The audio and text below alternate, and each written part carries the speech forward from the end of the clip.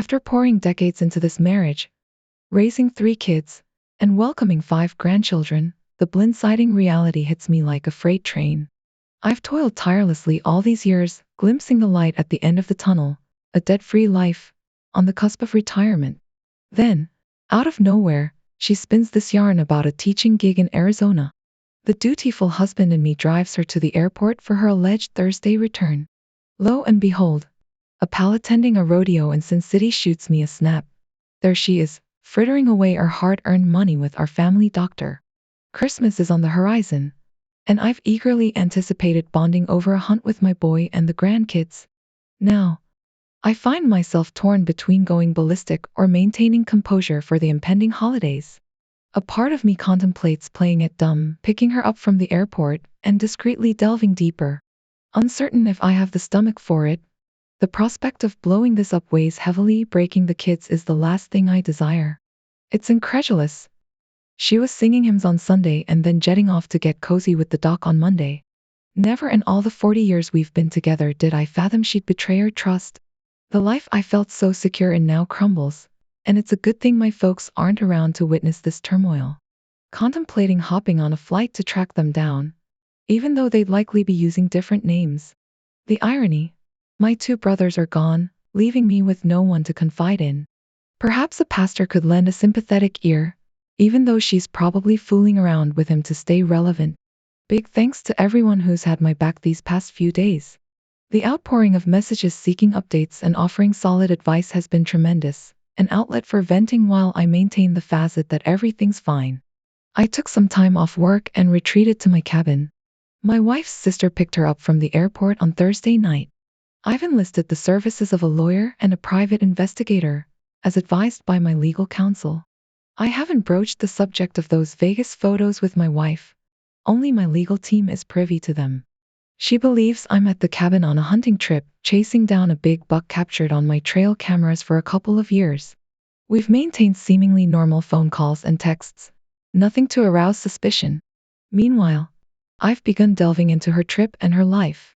Every conversation concludes with the customary, "I love you," just like always. Here's number 7. I'm adhering to my lawyer's advice regarding our financial situation. Moving on to number 8. The private investigator has already informed me that she's been having an affair with the doctor for over a year. Precise details will follow later. Number 9 is my plan to confront her once the private investigator wraps up the investigation. I'm betting they will meet up, and being out of town, I will give them plenty of opportunities to have their clandestine conversations. In the wake of this staggering revelation, I'm grappling with the reality that most affairs apparently unfold within the 55 to 70 age bracket, a revelation that shatters the perception of our rock-solid marriage. I held the belief that she was content with our life, genuinely loved me as I loved her wholeheartedly. My devotion knew no bounds, making this unraveling narrative utterly surreal. Daily, I unearthed facets of our life I hadn't fathomed. Now, I'm compelled to unravel the years of my existence constructed on falsehoods, probing why our shared life wasn't sufficient, why our children and grandchildren weren't enough for her. Once the epitome of a stunning woman, both inside and out, I grapple with the need to sever ties through divorce, recognizing there's no avenue for reconciliation. The extremity of my actions remains uncertain, the flame of rage burning against both perpetrators. My plan involves confronting the doctor and his wife jointly, yet the full spectrum of my retaliation is unclear. A measured approach, a step-by-step course of action, necessitates gathering information before they align their narratives. He may merely be the latest in a string of others. In my latest update, I announce my impending return home, a move shadowed by its potential impact on my 84-year-old mother-in-law, who has endured solitude since her husband's demise 12 years ago. The upcoming Christmas celebration, traditionally centered around grilling steaks, hangs in the balance. Skipping it might arouse suspicion, yet confronting my wife has not occurred. A text-based discourse prevails, with her likely oblivious to the impending storm. My collaboration with the private investigator involves providing gate and house codes, enabling access to her computer and texts via cloud. My contact with the investigator and attorney is intermittent, their work ongoing. Navigating this turbulent terrain requires restraint, especially in light of the escalating costs associated with the private investigator. The lawyer insists on accumulating evidence until the confrontation, prompting a meeting next Friday with both professionals. My cabin retreat, a customary week before and after Christmas, now teeters on uncertainty. Should I manage to postpone? It conceals my intentions until my return. Setting forth on Sunday, the traditional hunting trip with my son and grandsons beckons, providing a much-needed respite from the cauldron of emotions. Never did I anticipate that the love I once held for her could metamorphose into an abyss of hatred and disdain. The blueprint for my plan is to conclude evidence gathering next Friday, strategically timed after our Christmas lunch. Amidst the gift exchange with our children and grandchildren, she'll open hers last. I will implore her to share it with our offspring, then abscond with her phone, sealing the fate of this tumultuous chapter. On my agenda is a visit to the doctor's residence, where I intend to deliver the damning evidence to his wife and family. Following this, the next move is initiating a divorce on grounds of adultery. This platform has been my refuge for sharing my story in real time, providing a necessary outlet. Now, let's see what insights the community might offer. Upon my return home from the cabin last Thursday evening, she was already there, and our conversation, considering my utter fatigue from sleep deprivation, remained brief. A Christmas gathering at her place on Friday night, hosting her mom and 3 sisters, was executed seamlessly, steering clear of raising suspicions. Saturday kept me occupied, and after church on Sunday, I made my way back to my camp, reuniting with my son and oldest grandson. The ensuing week was consumed by hunting, and now I find myself back home with no immediate plans for tomorrow. Our children and grandkids are slated to join us for church on Sunday, followed by Christmas lunch and gift exchanges. Amidst this colossal emotional turmoil, I have pondered the revelation of her secret affair. The confrontation won't unfold on Christmas. Instead, I have scheduled a meeting with my lawyer on Tuesday morning. The plan involves assembling all the evidence compiled by both the lawyer and the investigator, along with the divorce papers he has prepared. A family meeting is set to transpire on Tuesday night, where I will unveil the truth about her affair to my son and 2 daughters, simultaneously confronting her. While my approach to the doctor and his wife remains uncertain, my primary objective is to tarnish his reputation and career through any available means. Tuesday morning saw me meeting with the lawyer, obtaining evidence, and receiving legal counsel. In the afternoon, I confronted the affair partner's employer, demanding his termination, a task successfully accomplished today. As Tuesday evening unfolded, my kids were informed by their mother about her transgressions, leaving them in a state of shock and hurt. Currently, my wife has returned home with our daughter, and my focus shifts to determining the best course of action. Reconciliation looms as a distant prospect. Once clarity emerges on my marriage, the fate of the affair partner will be decided. My wife's candid admission and responses to specific questions in her letter mark a crucial step in this tumultuous journey. Appreciation is extended for the supportive messages. Your inquiries are duly noted, and I'm here to shed light on the unfolding saga. Why did I ask her? I probed the depths of her motives, and her response was a tangled web of uncertainty. She admitted feeling ensnared by something she couldn't fully comprehend, acknowledging the self-destructive path she was on. When she divulged her remorse to our children, she expressed the awareness that they should be spared the burden of their mother's moral downfall, shielding them from the disgrace of such behavior. While I won't delve into the specifics of her words to me, the overarching theme was one of regret coupled with earnest pleas for forgiveness from both me and the kids. As for the kids' reactions, one confronted her directly, while the other 2 echoed similar sentiments, emphasizing that facing death would have been a more palatable alternative. Do I still desire to be married? Absolutely. My commitment to our marriage remains unwavering. Regarding the affair partner's wife, yes, I met her twice and engaged in numerous phone calls and texts. The decision to confront the affair partner's actions stemmed from a concern for his next patient's wife and the potential exploitation he might engage in. On the matter of his dismissal, my primary concern was safeguarding the next patient's wife from potential harm. As for the question of divorce, I find myself in a realm of uncertainty at present. Therapy, while not pursued currently, might become an option if a miraculous solution doesn't emerge. Each situation is unique, shaped by various factors, personalities, and complexities. Keyboard experts may offer advice, but practicality often eludes their insights.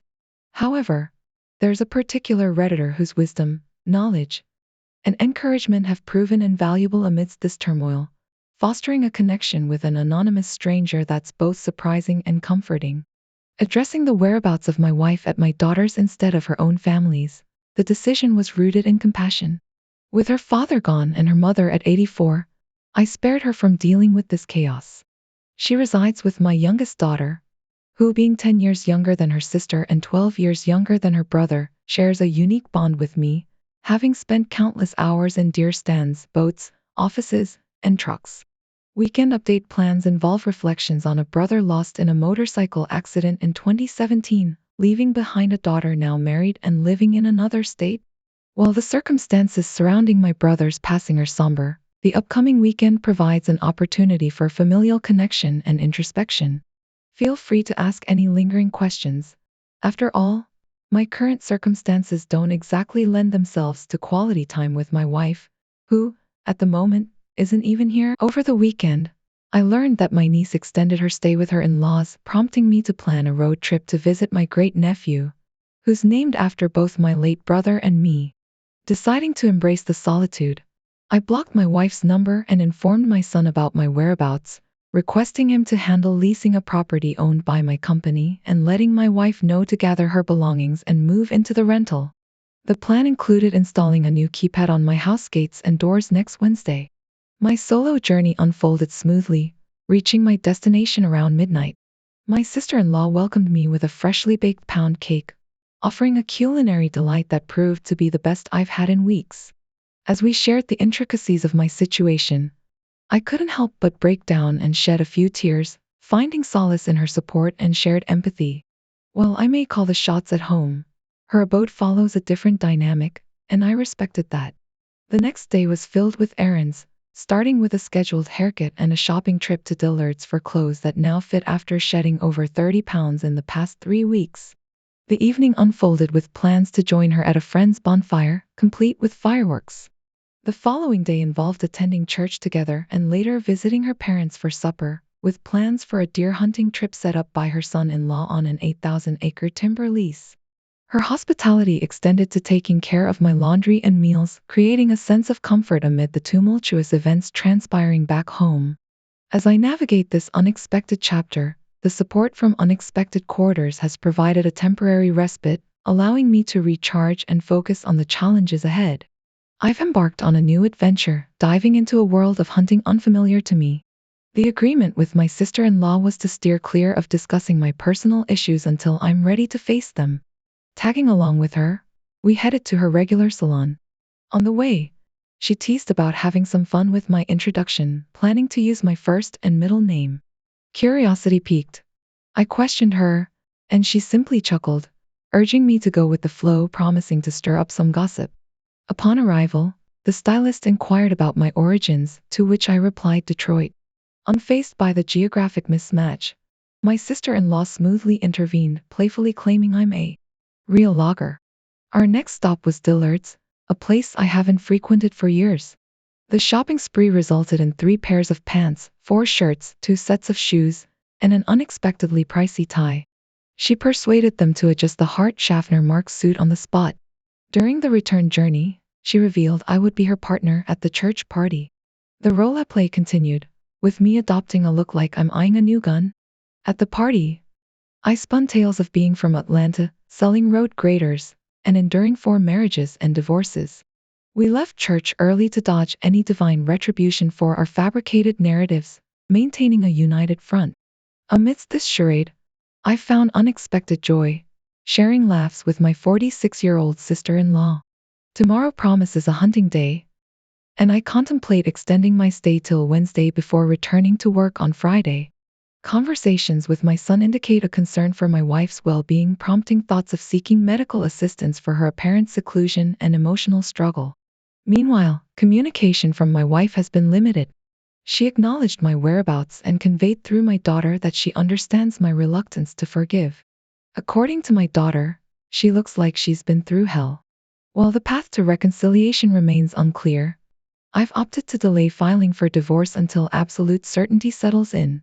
Amid the tumult, some individuals have offered suggestions, but the future remains uncertain as I navigate this uncharted territory. Women, so it's probably a good time to have a heart-to-heart with her about my wife's situation and maybe the affair too. My sister-in-law's been keeping me busy with various activities to keep my mind off things. We enjoyed a hearty meal last night, indulging in fried steak, mashed potatoes, and homemade biscuits, culminating with apple cobbler and ice cream. Despite the rainy weather today, she's hinted at a little excursion, encouraging me to be ready when she returns. I've taken refuge in her hospitality, finding solace in the simplicity of these moments. Venturing out for a stroll under the drizzle feels like a welcome distraction, a brief respite from the tumultuous circumstances. My laptop, phone, and the familiar presence of my loyal co-worker from the past 25 years keep me tethered to the routine of work, a grounding force in the midst of chaos. Despite the weariness that may accompany my narrative, sharing on Reddit has been a therapeutic outlet, a channel to process the overwhelming emotions. As I embark on this journey of self-reflection, the journal becomes a private confidant, a space to pour out my thoughts and navigate the intricate web of emotions that entangle my mind. The hospitalization of my wife has added another layer to this complex saga. Dehydration and concerning test results have prompted medical intervention, necessitating her stay in the hospital for most of the week. Her deteriorating health raises questions about the tangled threads of our shared past and an uncertain future. In the midst of this, I'm contemplating a crucial conversation with her mother and older sister, a step toward unveiling the truth about the affair that has remained concealed from them. The support and guidance from the Reddit community have played a pivotal role in navigating these uncharted waters, offering a virtual sanctuary where the weight of my thoughts finds resonance. As my wife grapples with her health in the hospital, my sister-in-law becomes a beacon of normalcy, guiding me through simple pleasures and mundane activities that serve as a reminder of life's ongoing cadence. In this storm of emotions and uncertainty, your messages and insights have provided a steady anchor, and for that, I extend my heartfelt gratitude. Found solace in the familiar surroundings despite the absence of my wife by my side. The congregation offered sympathy, and some close friends expressed their support, acknowledging the challenging times. Back at Sparky's place, she's been a source of lightheartedness in the midst of the turmoil, swapping my usual white boxers for colorful boxer briefs with cheeky slogans, injecting a touch of humor into the heaviness that surrounds me. It's these small moments of respite that help alleviate the weight of the situation. The developments with my wife's health, specifically the psychiatric evaluation revealing a psychotic break, have added an unexpected layer to the already complex narrative. The notion that she believes I'm no more and has gone through a fictional funeral tugs at the heartstrings, highlighting the profound impact this situation has had on her mental state. As they move her to a specialized hospital for mental trauma cases, the prognosis suggests a gradual return to normalcy, albeit with an uncertain timeline. The constraints on contact and the emotional toll this ordeal has taken further underscore the gravity of the situation. Navigating my own emotional turmoil, I sought counsel from the same psychologist my sister-in-law consulted after my brother's tragic death. The session was challenging, and my anger at the circumstances made it difficult to delve into the intricacies of my wife's affair. The therapist provided insights, but the wounds were still raw. Returning home, a slew of responsibilities awaited, including work commitments and discussions with my children about the future. The necessity of a discharge plan and a modified agreement added to the complexity of the situation. My resolve stood firm. My wife couldn't return home, and preparations for her transition to a rental place had to be set in motion. Despite positive progress in her recent updates, I drew a clear boundary when it came to family sessions. My stance on her recovery not being my responsibility remained unwavering. The agreement not to file for divorce in the next 6 months was a compromise, but my commitment to maintaining distance from her recovery journey remained resolute. Attending church on Sunday, I occupied our usual spot, finding a semblance of normalcy amidst the tumult. The absence of the affair partner's family provided a small comfort, and the familiar surroundings echoed with the memories of decades spent together. As the weeks unfold, the complexities of this situation persist, and the journey towards healing remains a delicate balance between personal boundaries and familial obligations. The support from the Reddit community and the resilience found in unexpected moments continue to be pillars of strength in this unforeseen chapter of my life. I didn't bother seeking my pastor's insights on their status, as frankly, I don't care about their situation. This afternoon, I met with a psychologist recommended by my pastor, a 74-year-old conducting part-time sessions from an office behind his house. Our meeting proved worthwhile. He outlined his goals for our sessions, and I agreed to follow the steps he suggested.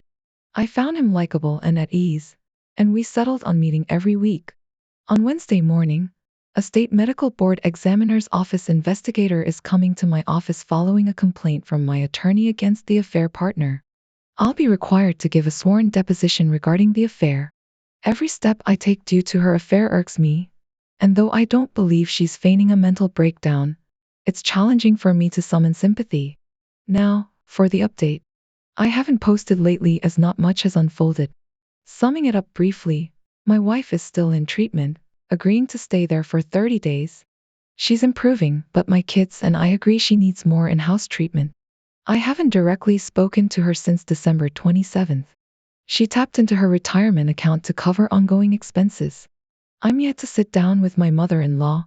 She's visited my wife, but I've sent a text indicating I'll talk when I'm ready. The affair partner's house is up for sale. Their status remains unclear.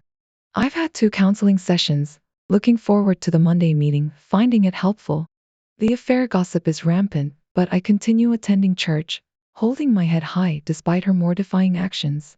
My kids and grandkids are doing well, staying busy with work, and managing my son's re-election campaign occupies my time.